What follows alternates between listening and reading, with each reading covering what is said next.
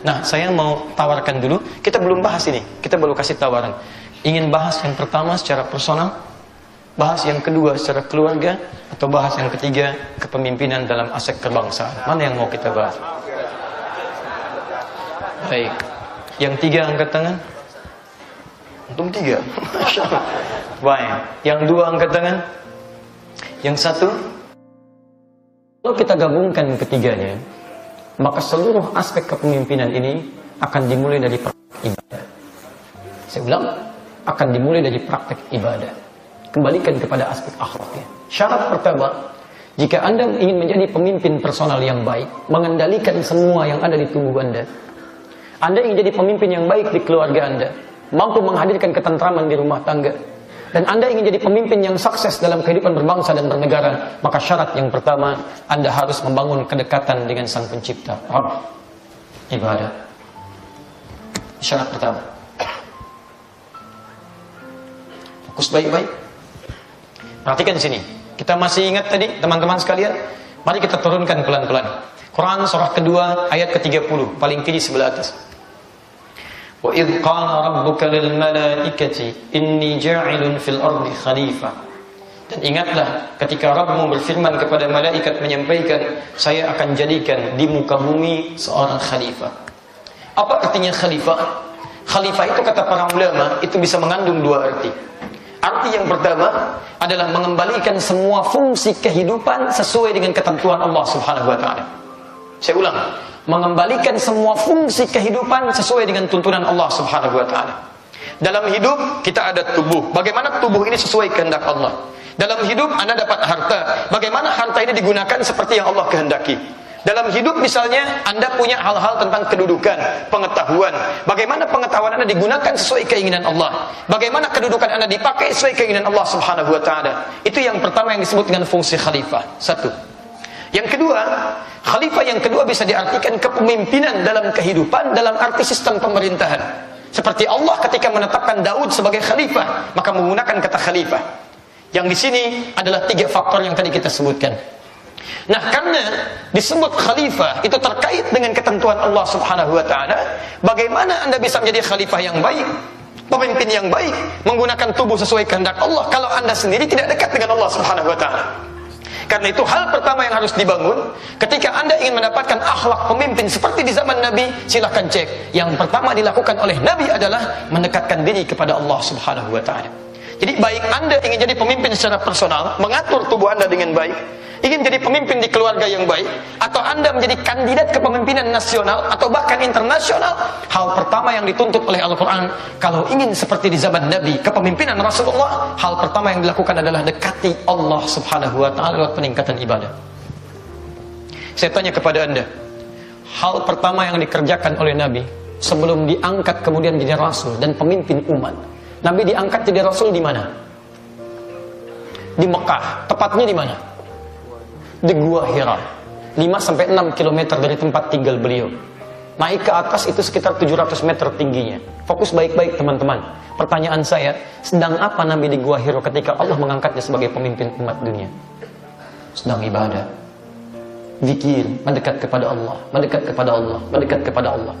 Jadi kalau Anda ingin meneladani kepemimpinan Nabi yang sukses sampai bisa dengan izin Allah mensinggah dunia pada umumnya, maka hal pertama, pemilik dunia itu Allah, pemilik kemuliaan itu Allah, pemilik kemudahan itu Allah, pemilik rezeki itu Allah, pemilik segala solusi itu Allah. Anda saat akan jadi pemimpin, Anda akan banyak mendapati masalah, butuh solusi. Anda butuh kesehatan yang prima, Anda butuh rezeki yang bagus, Anda butuh kekuatan. Sedangkan yang punya semua itu adalah Allah. Kalau Anda jauh dari Allah, bagaimana Allah bisa berikan kepada Anda? Itu poinnya. Makanya semua pemimpin sepeninggal Nabi, hal pertama yang diikuti dari Nabi adalah yang pertama mendekat kepada Allah Subhanahu wa taala. Silakan Anda cek. Misal, saya turunkan. Kita sekarang ingin memperbaiki tubuh kita, memimpin diri kita dulu. Jangan bermimpi memimpin orang lain sementara Anda tidak bisa menaklukkan diri Anda sendiri. Bagaimana bisa memimpin orang lain kalau Anda tidak bisa memimpin tangan Anda pada yang baik-baik, kaki Anda pada yang baik-baik, telinga Anda pada yang baik-baik, mata Anda pada yang baik-baik? Ketika Anda ingin menaklukkan tubuh Anda, yang pertama dilakukan adalah dekati Allah Subhanahu wa taala lewat ibadah. Makanya saat ibadah Anda angkat tangan Anda, pasrahkan kepada Allah. Allahu Akbar. Hadis Abu Daud, nomor hadis 857. Fayaqulu, maka dia yaqul, bukan cuma mengucapkan, berkomitmen, Allahu Akbar. Buang urusan dunia ke belakang, pasrahkan kepada Allah. Katakan, hanya Allah yang Maha Agung. Tidak boleh saya merasa agung dalam kehidupan. Jangan sombong dalam kehidupan. Jangan merasa angkuh dengan teman-teman. Jangan merasa yang paling hebat dengan tetangga. Jangan merasa yang paling tinggi dengan orang lain.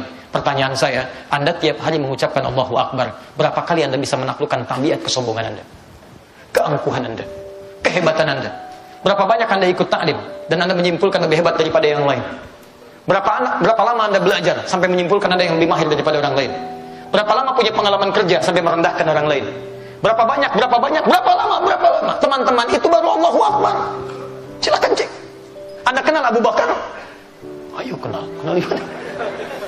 Abu Bakar As-Siddiq baru takbir Allahu Akbar, terus sudah bergetar tangannya. Bergetar. Ketika ditanya kenapa? Kata Abu Bakar, saya takut ketika saya mengucapkan Allahu Akbar membawa secuil keangkuhan dari diri saya. Saya takut ketika sholat disebut yang paling khusyuk sholatnya. Saya takut ketika sedekah disebut yang paling dermawan. Saya takut ketika berperilaku disebut yang paling hebat. Jadi begitu bertakbir, dia takut di hadapan Allah, bergetar tangannya. Karena berharap dibebaskan oleh Allah dari sifat-sifat kesombongan dalam kehidupan. Takbir bisa gemetar. Sama dengan antum, di puncak subuh takbir gemetar. Itu teman-teman. Ruku, sujud, Anda tundukkan kepala Anda jatuhkan. Makanya selesai sholat, tahiyat, begitu Anda gerakkan tangan, at-tahiyatu lillah, diucapkan karena Allah. Jari Anda dipakai sholat, tunduk pada Allah. Ruku, tunduk pada Allah. Bahkan ada iftitah mengucapkan kalimat tunduk. Wajjahtu wajhiya lillah, saya tunduk kepada Allah. Allahumma ba'id baini wa baina khataayaya. Ya Allah, saya tobat, jauhkan pribadi saya dari dosa-dosa. Anda baru baca iftitah sudah menjauhkan dari dosa-dosa. Makanya selesai sholat, tangan nggak boleh dosa lagi. Telinga nggak boleh dosa, pandangan nggak boleh dosa. Coba silakan cek. Ba'da sholat Anda cek handphone Anda. Berapa kali Anda melihat tayangan yang tidak bagus di handphone Anda? Gambar-gambar yang tidak baik, kalimat-kalimat yang tidak baik. Seharusnya kalau Anda mengaku sholat, mata orang sholat nggak akan pernah dipakai maksiat. Nggak akan dia buka gambar-gambar maksiat. Lekat lisannya, masya Allah, takbirnya, tasbihnya, istighfarnya serupa. Begitu melihat dia yang baik-baik, masya Allah. Begitu melihat yang indah-indah, alhamdulillah. Begitu melihat dia sesuatu yang maksiat, dia palingkan matanya, astagfirullah, astagfirullah. Cepat, gak akan telat, astagfirullah, astagfirullah. Itu tengahnya ngomong. Coba cek.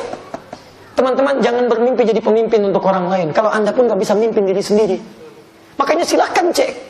Dari ibadah kita latih, dekati. Kalau semakin taat, telunjuk Anda ini, telunjuk orang tahiyat, gak akan dipakai maksiat. Berapa kali Anda menggunakan telunjuk Anda, mengetik sesuatu yang tidak baik tentang orang lain, menuliskan status buruk bagi orang lain, mengejek orang lain lewat tulisan, tanda tangan proyek yang tidak disenangi oleh Allah Subhanahu Wa Taala. Mana Pak? Ini ridha Allah ada, saya tanda tangan. Mana? Maaf, Allah tidak suka ini, saya gak bisa gerakkan tangan saya. Wah, kok begitu Pak? Ya kami kasih bantuan lah Pak, 100 miliar untuk ini. Saya istighfar dulu.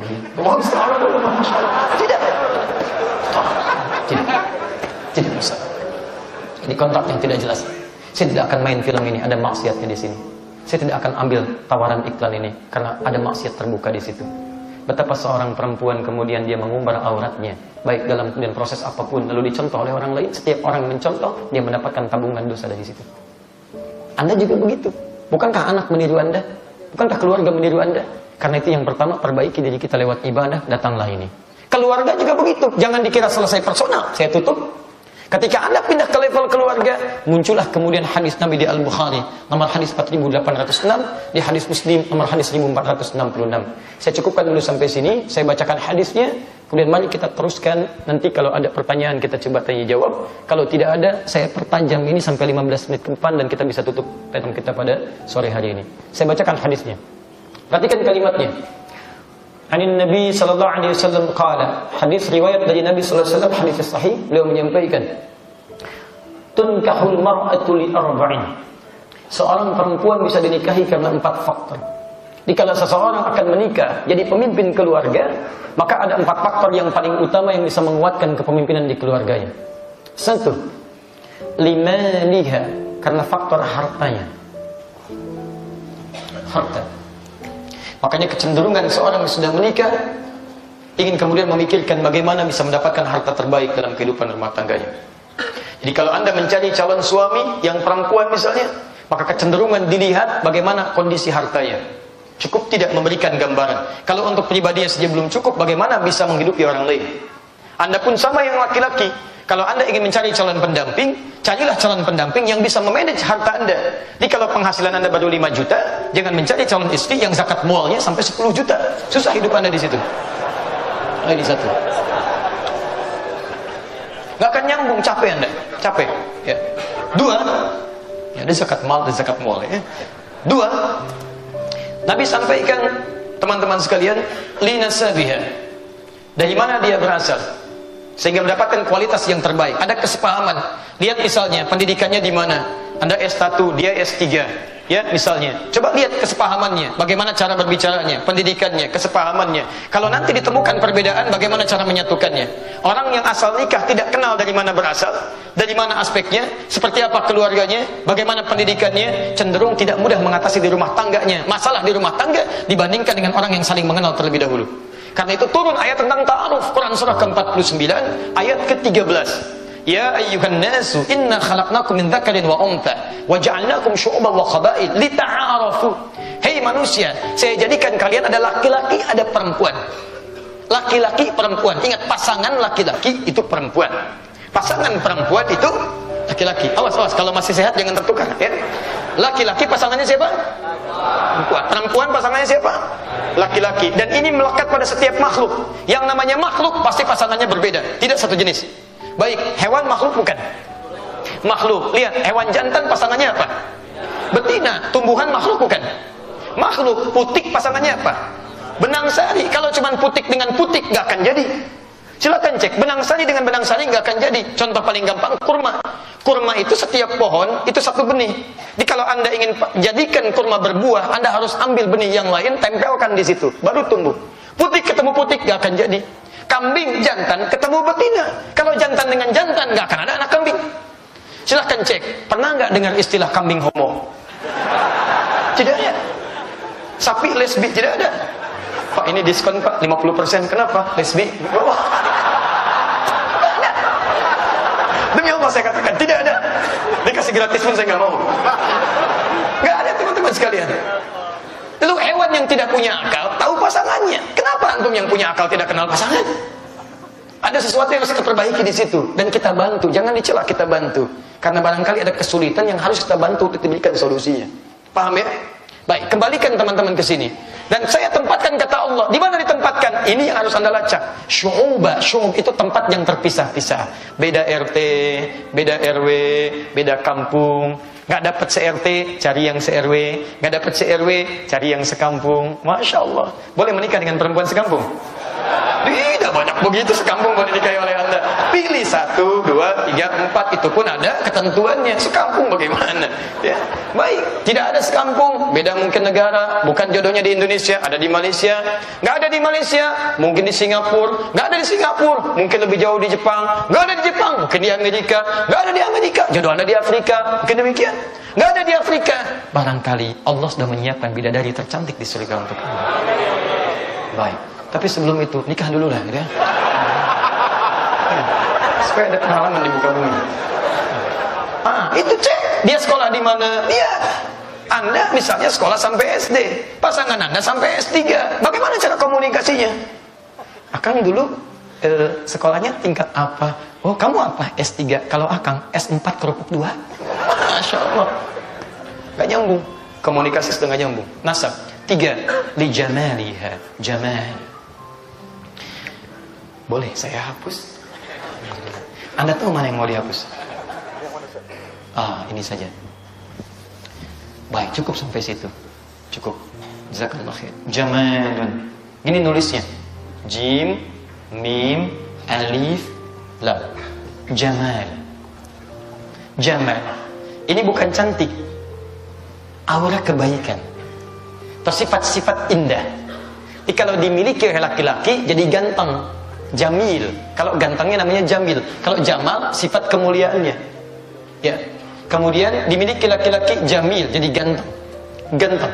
Kalau perempuan pakai tak, tinggal pakai tak ujungnya. Laki-laki muslim, perempuan muslimah, laki-laki mukmin, perempuan mukminah, laki-laki shaim, perempuan kan? Ya. Nah, ini jamil. Perempuan apa? Jamilah, ya. Bisa kalau ganteng jamil. Saiful ganteng, Saiful jamil. Ya. Mulan cantik, Mulan jamilah. Ini contoh. Kenapa? Contoh teman-teman.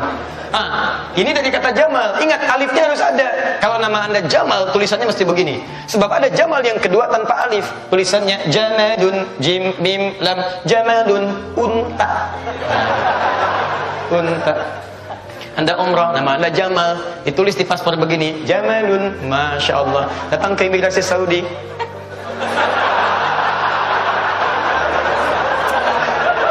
Luar biasa. Yang keempat, lidiniha, karena faktor agamanya.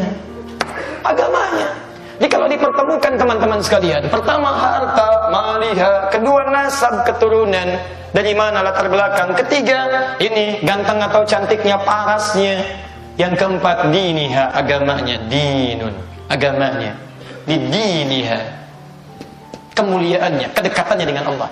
Dari empat ini, mana yang diutamakan? Kata Nabi, "Fadfar bidzatid dini taribat yadak." Catat kalimat ini. Kalau Adi Hidayat yang menyampaikan, Anda boleh tinggalkan. Tapi kalau Nabi yang sampaikan, kapan Nabi pernah berdusta di hadapan manusia? Lihat baik-baik, kata Nabi, kalau Anda diberikan pilihan tiga hal, harta, paras, latar belakang yang hebat, dan din agama, maka utamakan yang dinnya, kedekatannya dengan Allah Subhanahu wa Ta'ala. Fadfar bidzatid dini, cari calon suami, cari calon istri, jadikan suami dekat dengan Allah. Taribat yadah, maka engkau akan beruntung dalam kehidupan rumah tanggamu. Anda yang sudah menikah, dekatkan diri dengan Allah. Ajak istri mendekat kepada Allah. Ajak suami mendekat kepada Allah. Bukankah Nabi sering mengajak istrinya saat bangun malam? Silakan cek Nabi, Rasul, dekat dengan Allah. Ada jaminan surga. Bangun malam, ajak istrinya. Bangun malam, ajak menantunya. Ali dibangunkan. Ajak anaknya, ajak cucunya. Anda, Nabi bukan, Rasul bukan. Surga belum jelas jaminannya.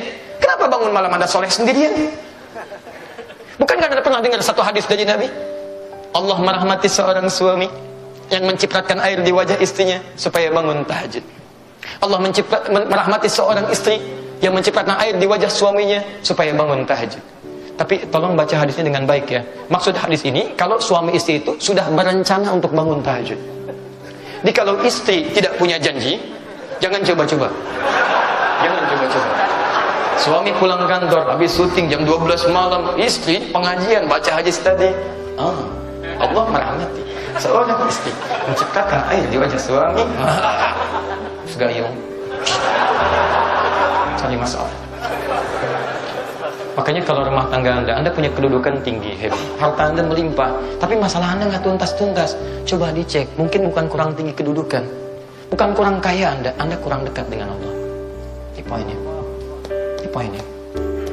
Dan kalau Anda ingin mencari calon, kata Allah melalui lisan Nabi, perhatikan poinnya, tidak mudah menjadi pemimpin dalam rumah tangga kecuali Anda membangun kedekatan dengan Allah.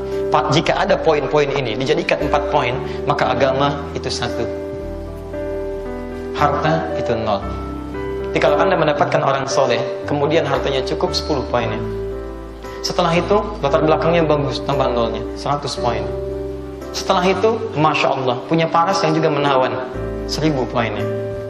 Tapi kalau 03 ini tidak memiliki satu tautan yang melekat kepada garis vertikal menuju Allah, maka berapa poinnya? Hanya 0 besar. Pilih mana?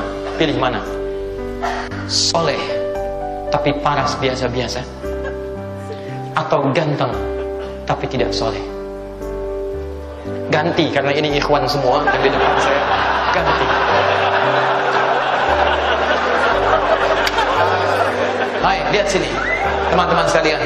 Soleha tapi buruk rupa, atau cantik tapi amit-amit? Soleha tapi wajah biasa-biasa, atau cantik tapi jauh dari Allah? Pilih. Tidak ada pilihan ketiga, nggak usah maksa. Ayo cek. Nggak ada. Karena ini bahasa Quran. Kalau bahasa saya, Anda boleh pilih. Bahasa Quran jangan maksa. Bahasa Quran di Quran surah kedua ayat 221 paling kanan, nggak sedikit ke atas. Wala tunkihul musyrikati hatta yu'minna wala amatun mu'minatun khairun min musyrikati walau a'jabatkum. Jangan nikahi perempuan musyrik yang tidak soleh, jauh dari Allah. Jangan nikahi walaupun wajahnya memikat hati. Tapi nikahilah seorang perempuan walaupun wajahnya biasa-biasa, tapi dia sangat dekat dengan Allah Subhanahu wa taala. Jadi pilih mana? Yang biasa-biasa, dekat dengan Allah, atau yang cantik rupawan tapi jauh dari Allah. Pilih. Alhamdulillah. Biasa-biasa. Alhamdulillah. Sudah menikah? Alhamdulillah. Mudah-mudahan Allah dekatkan ya. Sesuai pilihan Anda. Yang biasa-biasa tapi dekat dengan Allah. Sesuai pilihan Anda. Alhamdulillah. Baik, teman-teman. Karena itu, ayo kita perbaiki hidup kita, keluarga. Pilih. Sekarang lagi tren tuh. Kalau kedatangan cek hafalan Quran sudah berapa juz? Masya Allah. Ada seorang kiai kedatangan 3 orang pemuda ingin melamar putrinya. Putrinya cantik, 1000 poinnya, dekat dengan Allah, latar belakangnya bagus. Datang 3 orang mencoba untuk melamarnya. Apa yang dicek? Karena seorang kiai tahu indikatornya, agamanya. Yang ditanya Quran. Ananda, pertama siapa namanya, nak? Saya Anas, Pak. Baca surat An-Nas. Luar biasa. Bagus. Ananda siapa? Saya Tariq, Pak. Masya. Surah At-Tariq. Masya. Begitu selesai, bagus. Yang ketiga, pucat dia wajah. Belum ditanya sudah bingung. Kalau Ananda siapa? Saya Imran, Pak.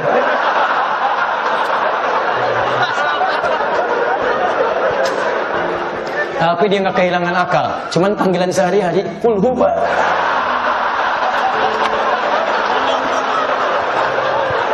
Sudahlah.